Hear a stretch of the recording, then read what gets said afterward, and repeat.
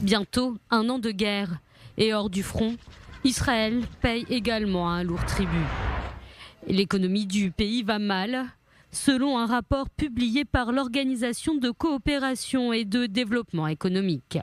Israël a connu le ralentissement le plus significatif avec une croissance passée de 4,1% sur les 3 premiers mois de l'année à 0,3% au deuxième trimestre. L'OCDE est une organisation intergouvernementale d'études économiques et au cours de la période d'avril-juin, Israël a connu le plus grand ralentissement parmi les 38 pays membres.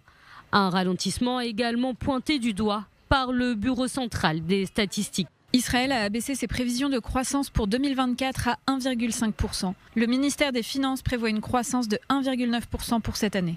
Un rythme en dessous des prévisions des économistes. En cause, les conséquences évidentes de la guerre qui a notamment affecté les exportations et les investissements. Les finances publiques sont également touchées et Israël devrait enregistrer un déficit budgétaire de 7,8% du PIB en 2004 et une dette qui restera supérieure à 70% du PIB à moyen terme. Des finances publiques israéliennes durement touchées, comme le pourrait être celle de l'autre côté de la frontière nord.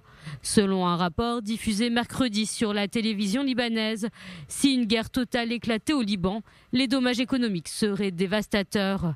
Le rapport estimant que les coûts pourraient atteindre 100 millions de dollars par jour, soit 166% du PIB par jour, soit 3 milliards de dollars par mois.